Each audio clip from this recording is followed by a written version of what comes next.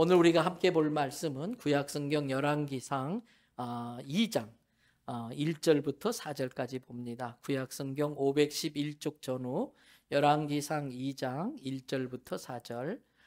다윗이 죽을 날이 임박하매 그의 아들 솔로몬에게 명령하여 이르되 내가 이제 세상 모든 사람이 가는 길로 가게 되었노니 너는 힘써 대장부가 되고 내 하나님 여호와의 명령을 지켜 그 길로 행하여 그 법률과 계명과 율례와 증거를 모세의 율법에 기록된 대로 지키라. 그리하면 내가 무엇을 하든지 어디로 가든지 형통할지라. 여호와께서 내 일에 대하여 말씀하시기를 만일 내 자손들이 그들의 길을 삼가 마음을 다하고 성품을 다하여 진실이 내 앞에서 행하면 이스라엘 왕위에 오를 사람이 내게서 끊어지지 아니하리라 하신 말씀을 확실히 이루게 하시리라. 아멘. 할렐루야.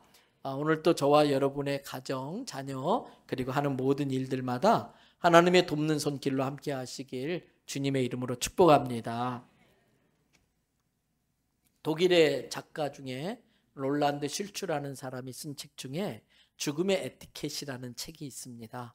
이 실츠는 그 책에서 사람이 마지막 임종할 때에 심장이 멈추고 피가 돌지 않아서 점점점 체온이 떨어져 가고 모든 피부가 하얗게 파랗게 변해가는 그 과정을 아주 자세히 기록을 해놨습니다.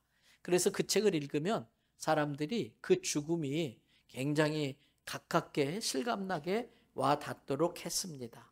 실츠는 그 육신이 차갑게 식어가는 그 과정을 자세히 묘사하면서 마지막에 메시지를 하나 툭 던집니다. 이 싸늘한 죽음이야말로 언젠간 당신에게 일어날 일입니다. 이 싸늘한 죽음이야말로 언젠간 당신에게 일어날 일입니다. 이 메시지를 그 책에서 던지고 있습니다. 신앙이 없는 사람에게 죽음은 인생 최대의 절망입니다. 죽음과 싸워서 이길 수 있는 사람은 아무도 없습니다. 그러나 신앙적 관점에서 죽음을 보면 그 해석이 달라집니다. 신앙의 측면에서 보면 죽음은 끝이 아니라 영원한 세계로 들어가는 새로운 시작입니다. 죽음은 우리에게 또 많은 유익을 주기도 합니다. 몇 가지의 유익이 있는데 죽음은 더 이상 우리를 죄 가운데 머물지 않게 해주고 있습니다. 육신을 입고 사는 동안 죄의 유혹, 죄 짓는 유혹을 많이 받을 수밖에 없는데 죽음으로써 우리는 그 유혹과 이제는 헤어지게 되는 것입니다. 또 죽음은 육신을 입고 살면서 어쩔 수 없이 겪을 수밖에 없는 육체의 고통에서부터 우리를 자유케 하는 힘이 있습니다. 무엇보다도 이 죽음이 우리를 그렇게 보고 싶고 사모하는 주님께로 이끌어가 줍니다. 그리고 죽음이 있었기 때문에 영원히 우리가 거할 천국에서 참된 위로와 안식을 얻고 우리 주 예수님께 하나님께 향한 온전한 예배를 드릴 수 있게 해 주는 것입니다. 그래서 사도 바울은 빌립보서 1장 21절부터 24절에서 자신의 삶과 죽음에 대해 이렇게 설명합니다. 21절에 보니까 내가 육신 입고 사는 것은 제가 지금까지는 육신을 입고 살았지만 예수님을 믿고 난 이후부터 내 안에 예수 그리스도께서 사는 것이고 그 예수님이 주시는 영생으로 사는 것이기 때문에 이제는 죽음이 끝이 아니라는 걸 알기 때문에 죽음이 나는 유익하다라고 생각한다. 22절에 보면 그러나 만일 주님께서 내가 여전히 육신 가운데 살면서 육신의 열매를 맺는 것이 내가 감당해야 될 일, 사명이라고 한다면 사는 것과 죽는 것 중에 무엇을 선택해야 될지 내가 잘 알지 못하겠다. 23절에 내가 이렇게 삶과 죽음 둘 사이에 끼어 있는데 솔직히 말하면 차라리 이 세상에서의 삶을 마치고 그리스도와 함께 저 천국에 있는 게 훨씬 더 좋은 일이라 그렇게 하고 싶지만 24절에 내가 육신으로 남아서 믿음의 후배들에게 그들을 유익을 끼칠 수 있다면 주께서 그 일을 하라고 하시기 때문에 나는 육신에 머물면서 육신의 열매를 맺는 일에 최선을 다하겠다. 이게 바울의 삶과 죽음에 대한 자기 생각입니다. 오늘 본문의 다윗도 마찬가지입니다. 열왕기상 2장 1절을 보면 이제 곧 다윗이 죽을 날이 임박함에 육체의 죽음을 맞이하게 된다는 걸 알 수가 있습니다. 다윗은 세상에 육신을 입고 사는 동안에 부득이하게 겪을 수밖에 없었던 인생의 많은 아픔과 한계를 지니고 있었지만 이제 이것을 다 벗어버리고 곧 주님 품에 안기게 될 그 시점에 와 있는 겁니다. 여러분, 그 일은 오늘 본문 2절에 나오는 표현처럼 모든 세상 사람들이 가는 길입니다. 진시 황제도 그 길을 가지 않을 수가 없었고 천하를 호령했던 다윗도 어쩔 수 없이 이제 그 길을 가게 된 겁니다. 여러분, 그러나 그리스도인들에게 그 길은 두려운 길이 아닙니다. 그렇게 사모했던 주님을 만나는 길이기 때문에 그 죽음의 길 앞에 서는 성도의 마음은 어떤 의미에서는 설레이고 감사하고 기대하는 마음으로 가득해 있어야 하는 겁니다. 그럼에도 불구하고 지금 다윗은 그 죽음의 입구에 서 있어서 자기 인생을 쭉 한번 짚어보고 살아온 삶을 돌아보고 있는 시간을 갖고 있을 겁니다. 하나님의 은혜였구나. 감사한 게 참 많구나. 내가 이제 이 죽음으로 말미암아 육신의 모든 고통을 마치고 참 평안 가운데 들어가겠구나. 감사하는 마음이 많았을 거예요. 그럼에도 불구하고 이 다윗의 마음속에 묵직한 짐이 하나 있었습니다. 육신을 입고 있는 동안 마지막 맺고 가야 될 열매가 아직 남아있다는 걸 알고 있었습니다. 육신을 입고 있는 동안 마지막 맺어야 될 육신의 열매가 뭘까요? 그것은 자기의 뒤를 이어서 이스라엘의 왕이 될 솔로몬에게 앞으로 남은 인생을 살아가면서 그리고 한 나라의 최고 지도자로서 나라를 어떻게 이끌어 가야 되는지 거기에 꼭 필요한 것을 알려주고 물려주고 가고 싶은 게 다윗의 마음이었던 겁니다. 사랑하는 성도 여러분, 아셔야 됩니다. 모든 사람은 원하든 원하지 않든 자기 자식에게 무언가를 물려주고 떠나게 됩니다. 원하든 원하지 않든 지금 이 순간에도 우리 자식들에게 무언가를 지금 물려주고 있는 것입니다. 그러면 이 시점에서 우리는 스스로에게 물어야 됩니다. 나는 내 자식에게 무엇을 물려주고 떠나게 될까? 나는 지금 내 자식에게 무엇을 물려주고 있는가 자기를 살펴야 됩니다. 그래서 정말 물려줘야 될 것을 물려주고 물려줘서는 안 될 것들을 내 때에서 끊어버릴 수 있어야 됩니다. 물려주어서는 안 될 것들이 많이 있습니다. 그 중에 한 예를 들어보겠습니다. 여러분, 어떤 집안에는 술이 대대로 그 집안을 힘들게 하는 집안도 있습니다. 그래서 그 집안에는 알코올 중독자가 나오는 경우도 있습니다. 그런데 연구 결과에 의하면 알코올 중독자 아버지 밑에서 알코올 중독 아들이 나온다고 합니다. 알코올 중독이 그 선대부터 있었고 나를 통해서 그 알코올 중독이 후대로 대물림될 수도 있다는 겁니다.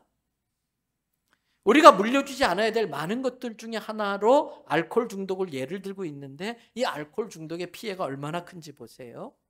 정신병원에 입원해 있는 정신병 환자 30%의 원인이 술 때문에 관련돼 있다는 거예요. 알코올 중독과 관련돼 있다는 거예요. 정신병의 30% 이상이. 전체 교통사고의 50%가 음주운전이 원인이 되고 있다고 합니다. 여러분, 미국은요, 음주운전하면요 굉장히 그 처벌이 엄격합니다. 정말 두렵습니다. 그런데 우리나라는 음주운전이 그 처벌이 너무나 쉬워요. 음주운전은 자기의 생명을 죽이는 것뿐만 아니라 다른 사람의 생명을 빼앗을 수도 있기 때문에 이건 살인죄 수준에 맞게 취급을 해야 되는데 너무 쉽게 처벌을 하니까 또 운전하고 또 음주운전하고 그러다 결국은 사람을 죽이는 경우들이 얼마나 많이 있는지 모릅니다. 다른 사람에 의해서 죽임을 당하는 걸 타살이라고 합니다. 타살당한 사람의 40%가 술과 관련이 있다는 통계가 있습니다. 스스로 삶을 마치는 걸 자살이라고 합니다. 자살하는 사람의 25%가 술 중독과 관련이 있다는 조사 자료가 있습니다. 살인폭력 10건 중에 4건, 음주 범죄로 시작됩니다. 강간의 34%, 폭력의 44%, 방화범의 45%, 공무집행 방해의 59%가 음주 상태에서 벌어진 사건들이라는 거예요. 여러분, 우리들 중에 어떤 분들은 반주 차원에서 가끔 식사할 때마다 한 잔씩 드시는 분들도 있겠지요. 여러 가지 이유를 댑니다. 뭐 소화도 잠자로고. 그러나 여러분, 그것이 자식에게 대물림 될 수도 있어요. 아예 한 잔쯤이야. 그러나 그게 습관이 되면은 아까 말한 음주로 인해서 발생된 사건의 그 많은 퍼센테이지에 내 자녀가 연루될 수 있다는 걸 아셔야 돼요. 별거 아닌 것 같지만 그게 습관으로 대물림 되는 거예요. 이런 알코올 중독뿐만 아니라 우리가 자식에게 절대 물려주어서는 안 될 것들이 좀 있어요. 어떤 상황이나 어떤 사람 앞에 섰을 때에 자기를 위축하게 만드는 부정적인 생각을 절대 물려주면 안 돼요. 아니, 나는 해도 되는 게 없어. 나는 뒤로 자빠져도 코가 자빠져. 나는 아무리 애써도 내 인생 벌써 망가졌어. 이런 부정적인 사고를 무의식 중으로 부모들이 자식들에게 심어주는 거예요. 그런 걸 물려주면 안 된다는 거예요. 또 뭘 물려주면 안 되느냐? 우리 아이들 중에 부모한테 이렇게 닮아가지고 너무 쉽게 분노해, 화를 내요. 쉽게 욱하고 어느 순간 그 분노를 통제하지 못해가지고 거칠게 폭발해버리는 사람들이 있어요. 그래서 잘 살다가 그 순간에 욱하는 걸 참지 못해서 인생 모두를 망가뜨리고 아주 비참하게 되는 경우들도 종종 있어요. 여러분, 갑자기 폭발하는 이 거친 성격, 자식들이 닮아가요. 물려주면 안 돼요. 또 아무 생각 없이 내뱉은 말 속에 여러분 많은 저주가 담겨있는 말들이 있어요. 부모들이 자식에게 아무 생각 없이 쉽게 욕을 하는데 그 욕에는요, 인생을 저주하는 내용들이 얼마나 많은지 몰라. 저주를 그 욕지거리로 물려주는 부모들이 있을 수 있다는 거예요. 또 통제되지 않는 폭력성. 성질 난다고 막 물건을 집어던지고 막 깨부수고 쉽게 아내에게 손찌검을 하고, 이것들도 자식들이 보고 다 배운다는 거예요. 또 왕자 공주를 크다 보니까 자기가 최고인 줄 알고 남에 대한 배려가 전혀 없는 무례한 모습. 이것이 남에게 얼마나 피해를 끼치는지 이걸 생각하지 않고 나만 편하면 되지 하는 그러한 사고방식을 물려줘서는 안 된다는 거예요. 그리고 어떤 상황 속에서도 유연하게 여유 있게 대처해야 되는데 그걸 쿠션 마인드라고 그러지요. 꿍 치면은 쑥 들어왔다 나가야 되는 거예요. 그런데 그 즉시 반응하면서 순간적인 분노 조절 장애. 그래서 한번 뚜껑이 열리면 감당이 안 되는 그러한 생활 습관들, 그거 물려주면 안 돼요. 그리고 자기가 최고인 줄 알아서 자기만 편해야 되고 자기가 제일인 줄 알고 자기 생각대로 안 되면 막 뚜껑 열리고 반드시 자기 뜻대로만 돼야 되고, 이 이기적인 생각들. 그리고 정리정돈되지 않아가지고 자기의 삶도 참 무질서하고 그 무질서함으로 인해서 다른 사람들까지 불편하게 만드는 그러한 잘못된 생활 방식, 생활 습관들. 자기 인생이면서도 자기 주도적이지 못하고 남에게 이랬다 저랬다, 남의 말에 이리 끌려다니고 저리 끌려다니는 심약한 심리 상태. 이런 것들도 자식에게 자리 잡게 하면 안 되지요. 그리고 어떤 상황이 벌어지면은 자기가 벌려놓은 일인데도 수습하려고 하지 않고 피하려고 하고 숨으려고 하는 무책임한 성격들. 그 외에 성적인 중독, 마약 중독, 게임 중독, 뭐 하나에 깊이 빠져가지고 그 안에서 위로받고 세상과 단절하려고 하는 그러한 생활 방식 습관들, 이것들이 자식들에게 물려지지 않게 조심해야 되는 겁니다. 설마 부모들이 자식에게 그런 것이 물려지기를 원하는 부모가 어디 있겠어요? 그런데 현실은 정신 바짝 차리지 않으면, 신경 쓰지 않으면 나도 모르는 사이에 본의 아니게 자식들이 그게 대물림되고 있다는 걸 아셔야 돼요.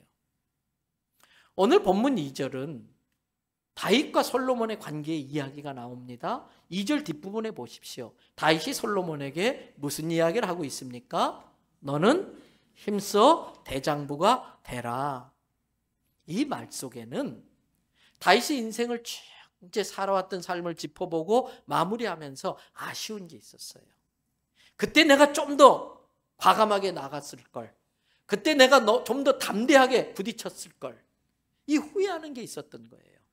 그래서 너는 힘써 대장부가 되라 이 말 속에는 아들 솔로몬아, 나는 그렇게 살지 못했어. 두려움 때문에 뒤로 물러난 경우도 있고 두려움 때문에 비굴해진 적도 있었어. 그러나 너는 나처럼 그렇게 살지 말아라. 너는 어떤 경우에도 힘써 대장부가 되어 담대하게 살아라. 그런 의미가 담겨져 있습니다. 심리학자들이 성경에 나오는 다윗의 인생을 연구해가지고 다윗이 어떤 성향의 사람인지 심리학적으로 정리해 놓은 것들이 있습니다. 다윗은 여러 가지 성격과 다중적인, 이중을 넘어서 다중적인 삶의 모습이 공존하는 대표적인 인물이라고 합니다. 다윗은 하나님을 믿고 시로 하나님을 찬양하는 훌륭한 신앙인인 동시에 충실한 부하 우리아를 죽이고 그 아내 밧세바를 빼앗은 파렴치 범이기도 했습니다. 다윗은 자기 정식 아내인 미갈에게는 극도로 냉담하면서 다른 사람들에게는 아주 관대한 사람으로 보이고 싶어서 다른 사람에게만 아주 잘해주는 그러한 성향이 있었다고 합니다. 다윗은 음악, 문화, 정치, 경제, 전투 등 여러 방면에서 아주 탁월한 능력을 보이면서도 아주 인간적인 저속한 욕망과 야망에 사로잡혀 있는 사람이기도 했다는 거예요. 근데 여러분, 이건 다윗의 이야기만이 아닙니다. 저도 그렇고 여러분도 그렇고 모든 인간 속에는 빛과 어두움이 공존하는 겁니다. 이 둘 사이에서 우리는 갈등하면서 내 자식에게 빛을 대물림할 건가 어두움을 대물림할 건가 우리는 그렇게 인생을 사는 것입니다. 그러나 다윗은 사람이 겪을 수 있는 모든 고통들을 다 겪는 인생을 살게 됩니다. 많은 연단과 시련의 과정을 거치게 됩니다. 특별히 그는 사랑하는 사람에게 배신을 당하고 인생의 상처를 당하면서 바울이 깨닫는 게 있습니다. 믿고 의지할 분은 하나님밖에 없구나. 그리고 하나님에게 자기의 인생을 맡길 때에 하나님께서 다윗을 다루기 시작합니다. 그래서 어두움을 빛으로 바꾸고 단점으로 보여졌던 것들을 장점으로 작용할 수 있게 바꿔주면서 이 다중인격적인 다윗이 통합적인 인간으로 성숙되게 되는 겁니다. 그러면서 그 고통의 과정을 통해 다윗은 무엇이 중요하고 무엇이 중요하지 않은지를 분별할 줄 알게 됩니다. 그 시련의 시간을 통해서 배신당하고 뒤통수 맞으면서 사람을 볼 줄 아는 안목을 갖게 됩니다. 그리고 진실과 거짓을 분별할 줄 알게 됐고 무엇보다도 죽음이 주는 유익을 그는 경험하게 됐는데 죽음 앞에 서니까 인생에 정말 필요하고 인생에 아무 쓸데없는 게 무엇인지를 알게 되더라는 거예요. 죽음 앞에 서면 모든 게 선명해집니다. 무엇이 중요하고 무엇이 덜 중요한지를 알게 됩니다. 저랑 아주 가깝게 지내면서 어려울 때마다 기도 부탁도 하고 기도도 해주시는 나이 많은 권사님이 계셔요. 이분 가정은 큰 기업도 운영했고 학교도 운영했고 그러나 여러 가지 사건 사고에 휘말리면서 힘든 시간을 보내신 분이에요. 그런데 전에 한번 그분 몸이 아프셔서 가서 예배도 드리고 같이 기도 제목도 나누는데 저한테 그러시더라고요. 90이 넘어가신 분이에요. 목사님, 이 나이가 되어 보니까 그때 그 사건이 있었을 때에 제가 왜 그렇게 행동했는지 참 후회가 많이 돼요. 지금 제가 깨달은 걸 그때 깨달았었더라면 제가 그 사람들을 그렇게 대하지 않았을 거예요. 그러면서 저보고 하시는 말씀이 목사님, 지금 대단한 것 같아도 이 나이 되어 보면 아무것도 아니에요. 목사님은 그걸 빨리 깨달으면 좋겠어요. 죽음 앞에 서니까 선명해지는 거예요. 뭐가 필요한지, 뭐가 필요 없는지, 뭐가 있어야 될 것인지, 뭐가 없어도 되는 것인지. 다윗은 자기의 삶을 돌아보니까 너무 아쉬운 게 많은 거예요. 그때 그렇게 할 걸, 그때 용서해 줄 걸, 그때 나누어 줄 걸, 너무 많은 거예요. 그러면서 이제 자기 뒤를 물려받게 될 그 솔로몬에게는 너는 아버지처럼 이럴 걸 저럴 걸 그렇게 하지 말아라, 그런 인생 살지 않기를 바란다. 그러면서 정말 필요한 게 무엇인지를 알려주려는 거예요. 다윗은 엄청난 재물을 갖고 있기 때문에 많은 물질을 물려줄 수도 있습니다. 부귀영화를 물려줄 수도 있는데 그 죽음을 눈앞에 둔 그 시점에 와서 돌아보니까 솔로몬에게 그게 필요한 게 아니더라는 거예요. 솔로몬에게 정말 필요한 건 딴 것이더라는 거예요. 그게 뭘까요? 그게 뭘까요? 그게 3절이에요. 3절 말씀 같이 한번 읽어보시겠습니까? 다 같이 읽습니다. 내 하나님 여호와의 명령을 지켜 그 길로 행하여 그 법률과 계명과 율례와 증거를 모세의 율법에 기록된 대로 다 지키라. 그리하면 내가 무엇을 하든지 어디로 가든지 형통하리라. 솔로몬아, 나는 아버지로서 내 아들이 어디 가든지 무엇 하든지 어떤 상황에도 형통했으면 좋겠어. 근데 솔로몬아, 어떻게 하면 그렇게 될 수 있는지 아니? 그러면서 하는 이야기예요. 하나님 여호와의 명령을 지켜라.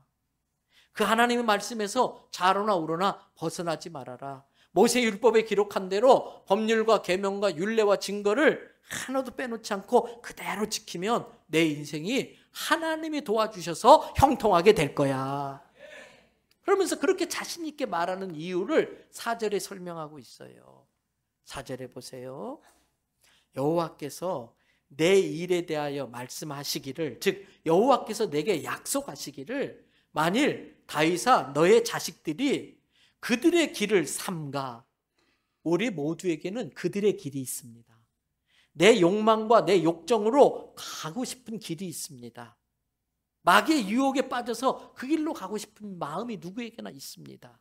근데 다윗아, 네 자식들이 그 길을 삼가하고 마음을 다하고 성품을 다하여 내 앞에서 진실하게 행하면 네 자손들에게서 너의 왕위를 물려받을 사람이 끊어지지 않게 해줄 거야 라고 하나님께서 약속하셨기 때문에 솔로몬아, 내가 이렇게 너한테 말해주는 거야. 지금 그 이야기인 거예요. 다윗은 지금 자기가 1대 왕이 된 겁니다. 이스라엘로서는 2대지만 자기 가문의 1대 왕인데 그 왕위가 계속 물려지기를 원했기 때문에 그 하나님의 약속을 자식들에게 지금 물려주고 있는 겁니다. 우리가 자식들에게 재산을 물려줄 수도 있고 어떤 자리를 물려줄 수 있습니다. 그러나 우리가 물려줘야 될 것은 하나님의 말씀인 줄로 믿습니다. 그러면 스스로에게 물어야 돼요. 나는 내 자식들에게 무엇을 대물림해주고 있는가? 정말 자식의 남은 인생에 필요한 걸 대물림해주고 있는가? 절대 물려주어서는 안 될 것들을 나도 모르는 사이에 물려주고 있는 건 아닌가? 스스로에게 물어야 돼요. 그러면 좀 더 자세하게 우리가 자식들에게 물려줘야 될 것이 뭘까? 첫째는요, 우리 자녀들에게 하나님께서 언제나 어디서나 어떤 경우에도 너와 항상 함께 하신다고 하는 이 믿음을 물려주시기를 바랍니다. 하나님이 언제나 어디나 어떤 경우에도 나와 함께 하신다는 이 믿음이 우리 자녀들로 하여금 어떤 경우에도 휘둘리지 않고 대장부되게 하는 것입니다. 세상은 우리 자녀를 두려워할 것들로 가득합니다. 부모는 자녀들에게 얘야, 이 세상을 살다 보면 너를 두렵게 하는 게 많이 있지만 너를 두렵게 하는 것보다 더 크신 분이 계셔. 너를 두렵게 하는 그것들을 다 물리칠 수 있는 분이 계셔. 그분이 여호와 하나님이시란다. 너는 어떤 경우에도 그 하나님만 믿고 의지하며 살아야 된다. 이 믿음을 물려주시기를 바랍니다. 하나님이 언제나 어디서나 나와 함께 하신다는 이 믿음이 자녀들로 하여금 경건한 자녀로 살게 만듭니다. 여러분, 하나님이 나를 지켜보고 계신다. 하나님이 나와 함께 하신다. 이걸 신학적인 용어로 신전의식이라고 그래요. 앞전자를 써가지고. 눈에 보이지 않지만 하나님이 내 앞에 계신다는 의식을 갖고 살아가는 삶. 부산에 있는 고신대학교의 교명이기도 합니다. 교훈이기도 합니다. 라틴어로 꼬람데오. 데오스, 데오, 신, 꼬랑, 몸 앞에 우리 아이들이 하나님이 나와 함께 하신다는 그 믿음으로 담대함과 함께 하나님이 나를 지켜보시기 때문에 나는 성결하게 살겠다는 그 마음으로 살면 하나님이 축복할 만한 인생을 살게 되는 것입니다. 하나님 보시기에도 얘가 내 앞에서 정말 말씀대로 살려고 하는구나. 내가 쟤를 축복해 줘야겠다. 그 마음이 들게 하는 것입니다. 하나님을 경외한다는 건 뭡니까? 너무 좋아해요. 너무 사랑하고 너무 다가가고 싶지만 그럼에도 불구하고 내가 혹시라도 저분에게 결례를 하지는 않을까, 저분에게 무례해지지는 않을까 조심하면서 자기를 살피며 사는 게 하나님을 경외하는 삶이에요. 저는 저와 우리 성도들의 자녀들이 하나님을 경외할 줄 아는 사람들이 되기를 축복합니다. 둘째로 우리가 자녀들에게 반드시 물려줘야 될 게 뭐가 있나? 우리 자녀들로 하여금 신전의식을 갖고 하나님을 경외하는 삶을 삶으로써 하나님 보시기에도 축복받는 인생을 살게 하려면 좋은 습관이 몸에 배이게 해줘야 됩니다. 하나님 앞에 축복받는 인생을 살게 하려면 축복받는 삶을 사는 것이 몸에 배이도록 습관화시켜 주셔야 돼요. 그러면 우리 아이들이 몸에 배이게 습관되어야 될 것들 중에 뭐가 제일 중요하냐? 예배 드리는 것이 몸에 배이기를 축복합니다. 여러분, 우리 삶에 많은 영역이 있어요. 건강의 영역, 재정의 영역, 관계의 영역, 많은 영역이 있는데 그 중에 어떤 한 영역이라도 무너지는 게 느껴진다. 그럼 가장 먼저 예배부터 체크하셔야 돼요. 무너지는 사람의 그 시작이 예배의 은혜가 안 되고요. 예배를 소홀히 합니다. 예배가 무너지면 인생이 무너진다는 걸 깨달으시기 바랍니다. 우리 아이들이 주일마다 하나님 앞에 온전한 예배를 드릴 수 있다면 아이들은 절대 잘못되지 않습니다. 때문에 아이들의 몸에 하나님께 예배 드리는 게 얼마나 소중한지를 배게 만들어야 돼요. 학원 빠지면 난리가 나는데 예배 빠지면 빠져도 되는가 보구나 이런 생각이 들게 한다면 우리 아이들은 하나님보다 세상을 더 사랑하게 돼요. 세상보다 하나님을 더 사랑하는 아이가 되면 축복받는 인생이 되지만 하나님보다 세상을 더 사랑하게 되면 결국 하나님 떠나는 거예요. 두 번째로 우리 아이들에게 무슨 습관을 길러줘야 되느냐? 성경 읽는 습관을 길러주시기 바랍니다. 성경은 우리 아이들의 인생에 너무나 소중한 인생의 나침판이에요. 인생의 내비게이션이에요. 지금은 제가 아파트에 삽니다만 이 예배당을 짓기 전에 전인자께서 건축과 관련되어서 이렇게 황령산 터널 입구에 큰 이렇게 주택을 이렇게 마련해 놔가지고 거기서 부득이하게 산 적이 있었어요. 정원이 아주 굉장히 큽니다. 담벼락 옆으로 향나무가 쫙 심겨져 있어요. 근데 저희 바로 집 옆에 병원이 있었는데 그 병원에도 향나무들이 막 심겨져 있습니다. 여러분, 저는 은사도 없고 돈도 없는데 이 병원은 아주 돈도 있으니까 철마다 봄, 가을로 막 향나무를 다듬는데요. 전문 정원사가 와서 이 향나무 가지치기 할 때 그 향이 아주 그윽하고 좋습니다. 한 번은 제가 퇴근하면서 딱 주차를 하고 내리는데 마침 향나무를 다듬고 있더라고요. 갑자기 제 마음에 궁금한 생각이 들었어요. 그래서 물었습니다. 아저씨 바쁘게 일하시는데 죄송합니다. 지금 그 다듬고 있는 나무는 요즘 시세로 얼마쯤 받을 수 있나요? 근데 이분이 쳐다도 안 보고 그럽니다. 사장님, 이 정도 나무는 한 300은 받지요? 제가 놀래가지고 저희 집을 얼른 봤습니다. 저희 집에 한 그루, 두 그루, 세 그루, 8그루가 있었습니다. 제 속에 아싸 38에 24, 2,400만 원. 그래서 물었습니다. 바쁜데 죄송해요. 저 옆에 집에 있는 저 나무는 얼마쯤 받을 수 있는지 한번 봐주실래요? 올해도 안 쳐다봐요. 힐끗 보더니 막 웃어요. 사장님, 저건 땔감이요, 땔감. 안 다듬은 향나무는 땔감밖에 안 돼. 그런데 하나님의 말씀은 우리 인생에 하나님의 손에 들린 전지가위와 같아요.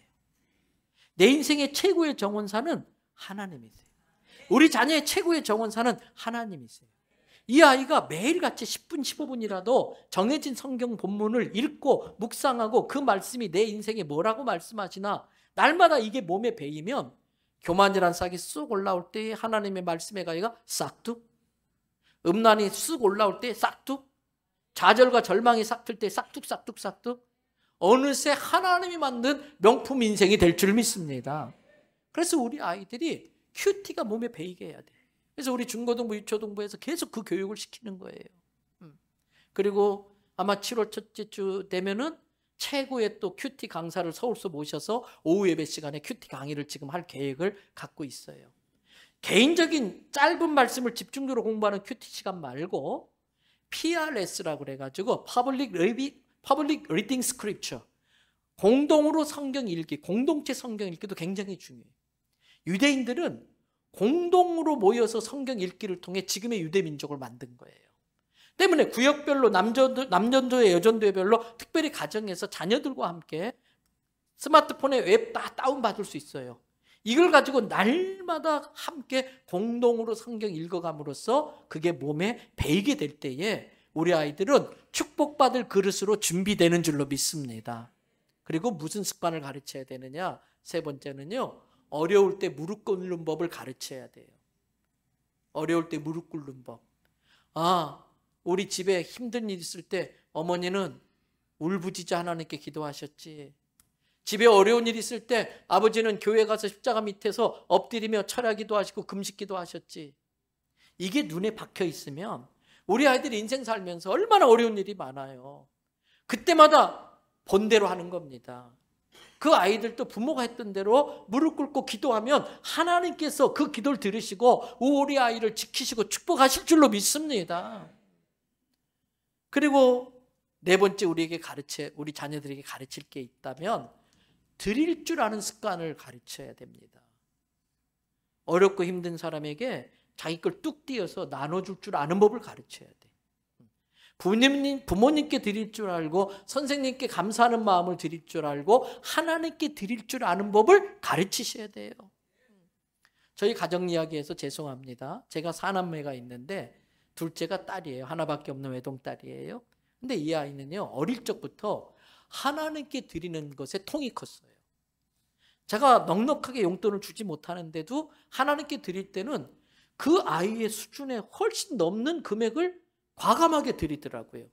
야, 너 그거 드리고 나면 너 용돈 부족해서 힘들 텐데 그래도 드려요.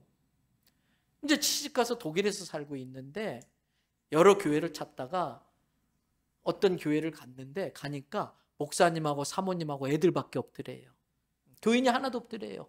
그래서 결국 그 교회를 떠나지 못하고 그 교회 등록해서 신앙생활을 하게 되는데 당장 목사님 생활비가 안 되잖아요.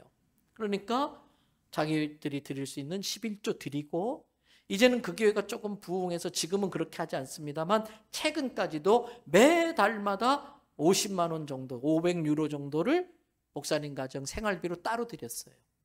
그리고 결혼할 때 교육시켜 보냈지요. 야, 시집하면은 반드시 양가, 친정과 시댁에 11조를 바쳐야 돼. 그래서 저한테는 안 주고 지 엄마한테 보내더라고요. 근데 보내놓고 그 다음 뭐라 그러냐면, 근데 엄마 아빠 우리 교회 목사님이 생활이 너무 어렵거든. 그걸 좀 후원금으로 드리면 안 될까? 그러니까 도로 다 걷어가요. 그래가지고 다 지네 교회 바쳐. 근데 걔를 보면서 느끼는 건요, 걔는 주머니에 돈이 마르는 적이 없어요. 이 머슴애들은요, 이 세 명의 남자애들은요, 맨날 쩔쩔매. 아빠 10,000원만 가불해 주시면 안 될까요? 아니야, 첫 주일이 지나야 아빠 사례비가 나오니까 첫 주일 지날 때까지 기다려. 맨날 쩔쩔매. 근데 이 애는 맨날 넘쳐요. 제가 그걸 보면서 느꼈어요. 하나님 앞에 드릴 때에 그 받은 게 뭐 되겠어요? 자식들이 부모한테 10,000원짜리 선물하면 부모는 자식한테 100,000원짜리 사주잖아요. 그런 경험 안 해봤어요? 그러니까 그게 감사하니까 하나님이 그냥 뭉텅뭉텅 주시는 거예요. 여러분, 어렵고 힘든 사람에게 베풀 줄 알고 부모에게 드릴 줄 알고 자식에게 또 하나님 앞에 선생님께 드릴 줄 아는 아이로 키우시기 바랍니다.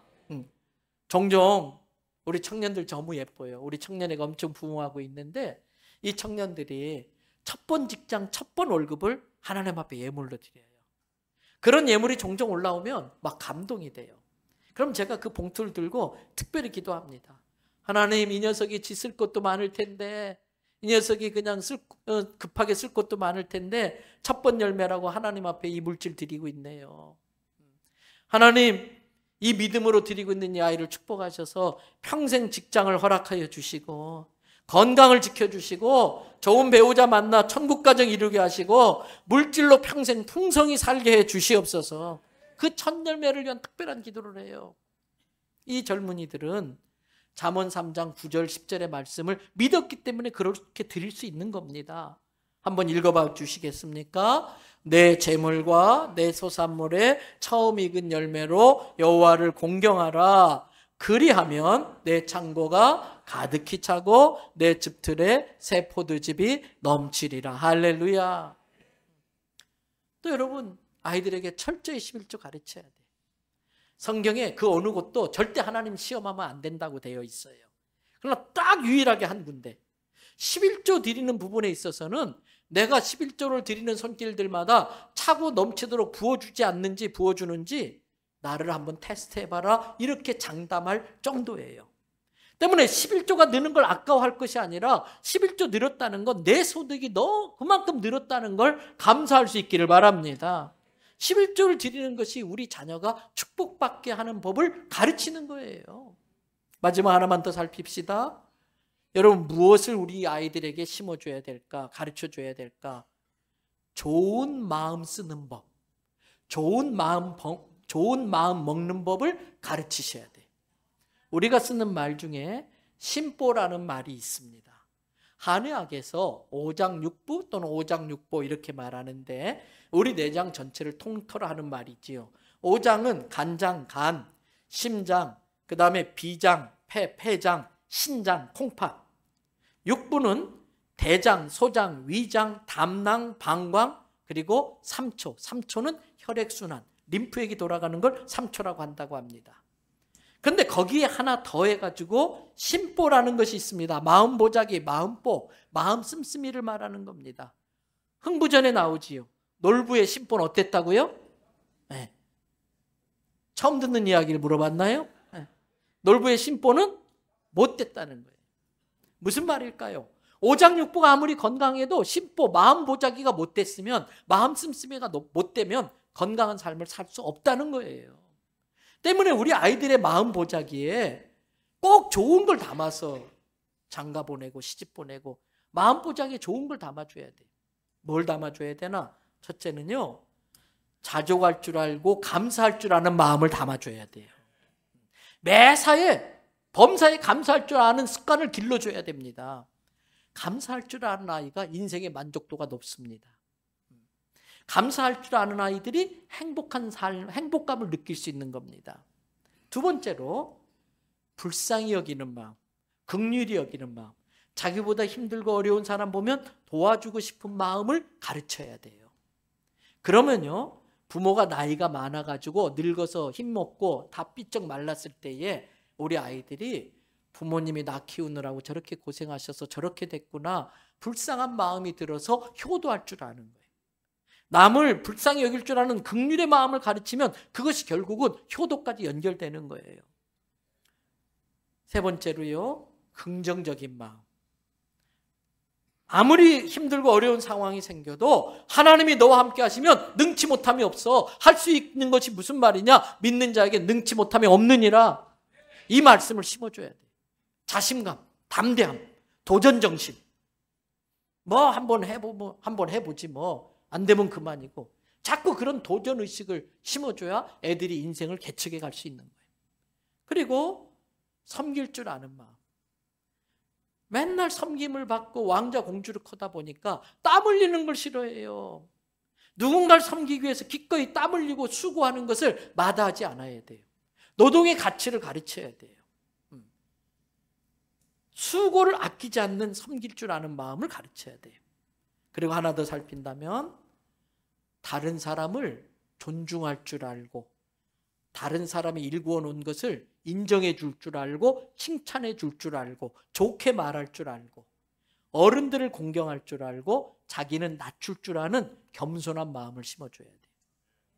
감사하는 마음, 긍휼히 여길 줄 아는 마음, 긍정적인 마음, 섬기려는 태도, 남을 존중하고 자기를 낮출 줄 아는 겸손한 마음을 가지면 얘는 성공하지 않을 수가 없어요. 왜? 그런 성품을 지닌 애는 어디 가든지 환영받아요.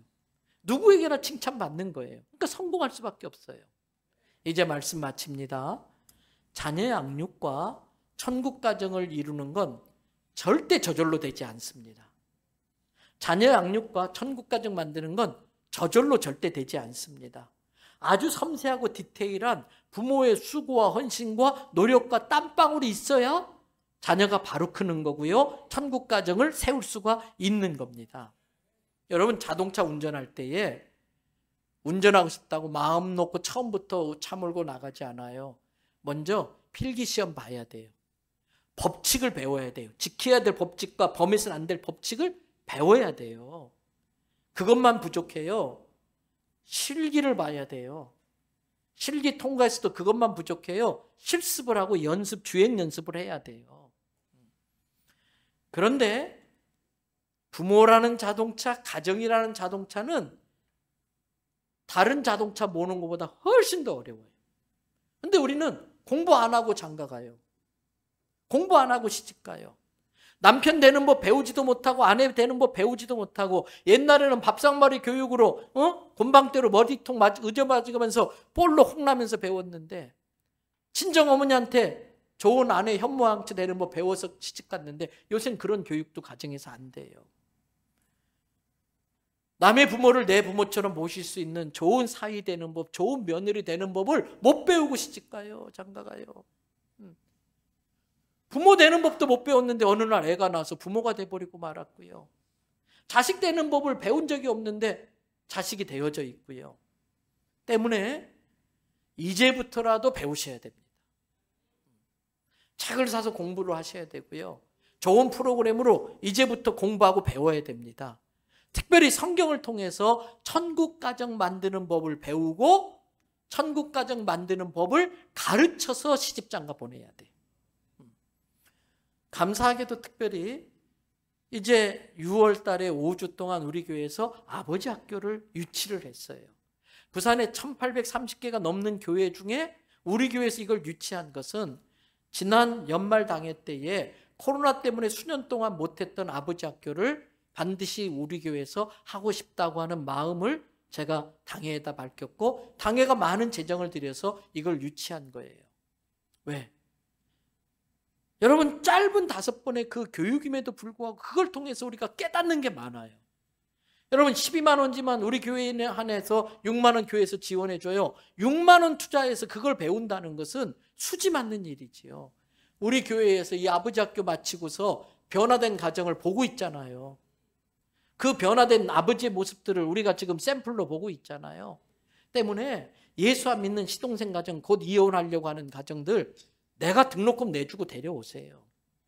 내가 아는 친구들 교회 안 다녀도 괜찮아요. 등록시키고 이 아버지 학교를 통해서 좋은 아버지가 되는 법. 그런데 제가 이 말하면요. 지난번에도 이 자리에도 그 말 하신 분들이 있어요. 죽어도 안 하려고 그래요. 그러면서 하시는 말씀이 목사님 난 이미 좋은 아버지예요. 자기가 좋은 아버지래. 그 아내한테 물어봤더니 아니래요. 그런 분들이 담임 목사가 강하게 말하니까 안 할 수 없어서 했는데 저한테 와서 목사님 너무 감사해요. 제가 모르는 게 너무나 많았어요. 몰라서 아내 마음 아프게 하고 아이들 마음에 멍들게 만들었어요. 그 마음 하더라고요. 성도 여러분, 이제 내가 좋은 것 대물림 받고 좋은 것 대물림 해주는 부모가 되시기 바랍니다. 절대 물려줘서는 안 될 것은 신앙의 1세대인 신앙세대인 내 세대에서 끊어버려야 돼. 내 가문과 가정에 흐르는 잘못된 것들을 끊어버리시기를 축복합니다. 그래서 정말 우리 자식에게 천국과 말씀을 대물림하는 부모들 되기를 주님의 이름으로 축복합니다.